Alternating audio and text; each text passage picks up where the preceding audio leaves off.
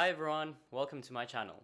So, it's been quite some time now since the MetaQuest 3 has arrived, and I thought I'd offer some tips and tricks on how to get the best use case out of your device. I also thought I'd offer a final verdict and review of the product as a whole. So let's get to it.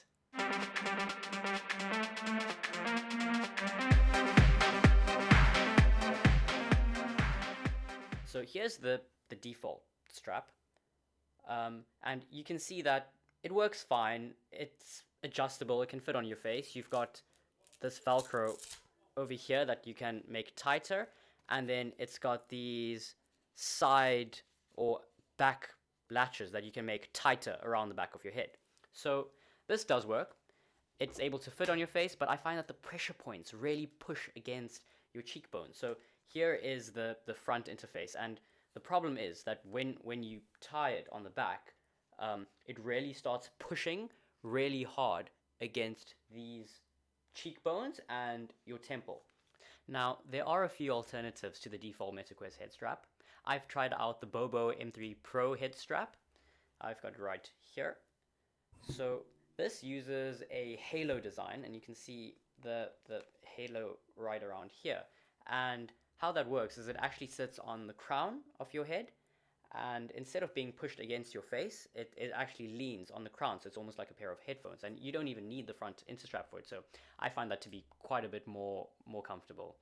It also includes this battery pack on the back, which extends your battery life quite a bit, almost double, not quite double, but it does extend your battery life, which is quite convenient. Okay, so the first step to using your MetaQuest 3 involves creating your boundary. So let's get that set up right now. So your Quest will suggest a type of boundary for you, either a room scale or a stationary boundary. We will first allow it to scan for us, and you can see that it detects the room and floor and any objects that might be in your way, and it suggests a space based on that. So the problem here is that, for example, if we want to sit on the couch, we'll get a boundary error, and we'll see this red mesh or guardian in front of our faces, or it'll take us back to pass through. So what I like to do is to draw my own boundary and actually include everything that I would like to sit on, like the table and the couch. So then we'll go to the space setup, and what we can do in space setup is that we can add our physical objects into the space. So we see here we can add the couch, we can add the table, so that if we, for example, sit on the couch, we won't see the whole guardian, but instead we'll be able to, view VR content. So let's try this out by going into a virtual environment, and let's see what happens as we approach the couch. Here we see that the couch outline appears in our view, so we know not to walk there. But at least I don't get the whole, boundary, and I can still sit on the couch and continue with my life. It does have a limitation that we can, still see the blue border for the couch, but we can limit that by making the couch, as low as possible when we set up the space so that it doesn't intrude our view. Next, let's look at the windows and the user interface. So let's open our browser. We can move the dock and the window wherever we want it in our space. We can change from AR to VR or pass through, and we can see our room, and we can interact with the windows either using the controller or with hand tracking, which works well sometimes, but it's by no means perfect. We can also resize our windows to be, I guess, almost as big as you can imagine. And while the window is docked to the taskbar, it can only be resized to a certain degree, I guess. But the trick is that if you detach the window from the dock, then you can actually make it as big as you want. And it's actually pretty incredible. Okay, now let's look at typing on the Quest 3. So you can click on a text box and the keyboard will appear. You see that we can tap individual buttons from afar or swipe across the keys, or we can just go right up to the keyboard and tap each key. But the only problem here is that there is no way to bring the keyboard closer while seated, and it can be kind of frustrating. So there's a slight workaround, which is to change the distance mode here. It becomes a bit like a tablet, and you can bring that to you. As for games, the Quest 3 really excels here, and I think this is one of the biggest selling points of the Quest. So let's see, they provide us with some games, and I'm sure that you've seen these on YouTube, like First Encounter. So I'll try to show you maybe something a bit different, like the free worlds included in the Horizon Worlds app. So let's try this, see the loading screen, but let's try this fishing game here. And you'll see that we're placed in this completely immersive environment, and the cool thing is that you can actually talk to everyone that you meet here as if they were actually there, which is a really neat feature. I'm not sure how Meta controls this for safety of children, but I mean, I've only experienced, I guess, positive things from this. Then, taking a look at the App Store, we see that the MetaQuest store it's really massive. It's got a range of apps from fitness apps to games to productivity apps, and this is just going to grow as the platform gets bigger, which is great. One thing I forgot to show earlier is that you can actually open more than one window at a time. So here I'm going to open 3 windows in front of me, and it's as easy as dragging the app into an open space. It's not really as free in terms of positioning as the Apple Vision Pro, and you can only have 3 windows, but I've honestly barely ever felt like I needed more than 3 screens, if ever. Now, back to the apps. I'm sure that the next killer feature of the MetaQuest headset is to watch television and entertainment. So if you're not really a gamer, then this is really the only thing that I would say might pique your attention for getting this device. So while the MetaQuest store does have a default VR app for Netflix and Amazon Prime, etc., I find these apps to be so outdated. Some of them are even, pixelated, and they just haven't been updated for hand tracking or pass-through. So what I prefer to do is to actually install default Android APK files using SideQuest.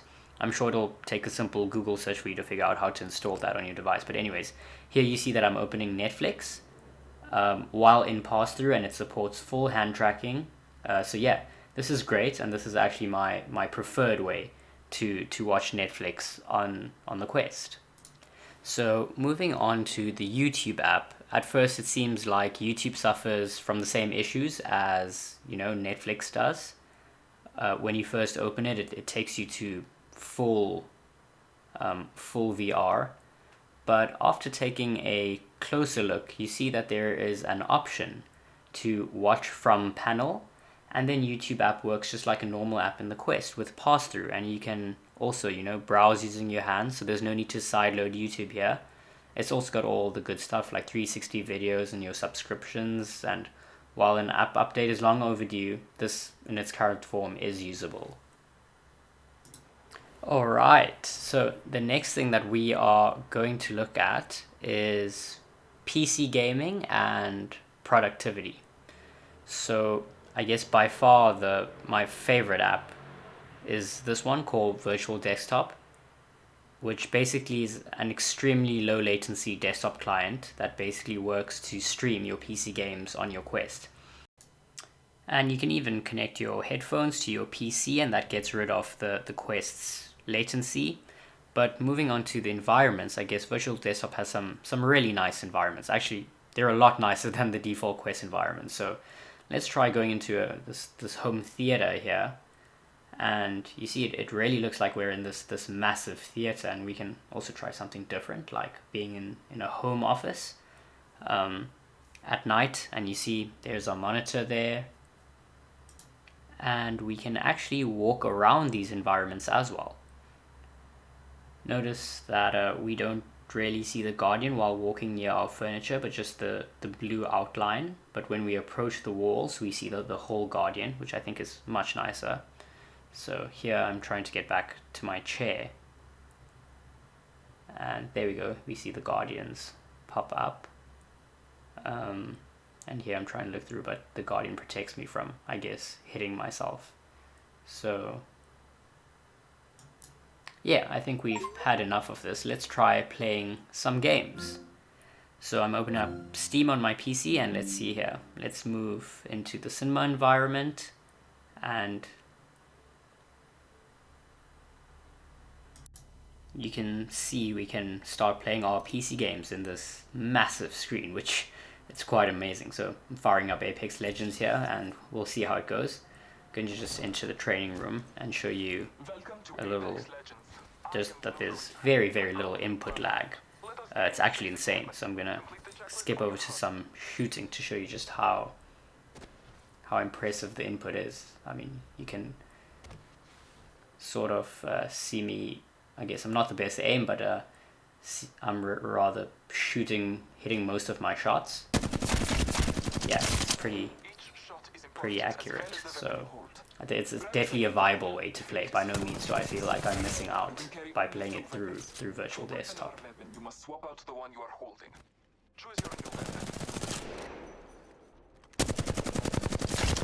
Alright, so let's move on to, I guess, more productivity focused app, which is Horizon Workrooms. I'm actually going to just switch my monitor off because we don't really need it. And yeah, let's fire up Horizon Workrooms. You see it takes us here to this almost cartoony office environment, but nonetheless it's useful. So you see here we can have YouTube open, we can even have VS Code open and do some programming, or really any app you'd normally use on your PC, just like Virtual Desktop would.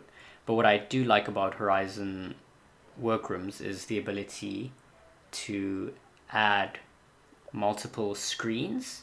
So let's add a screen here on the left and then another one here on the right.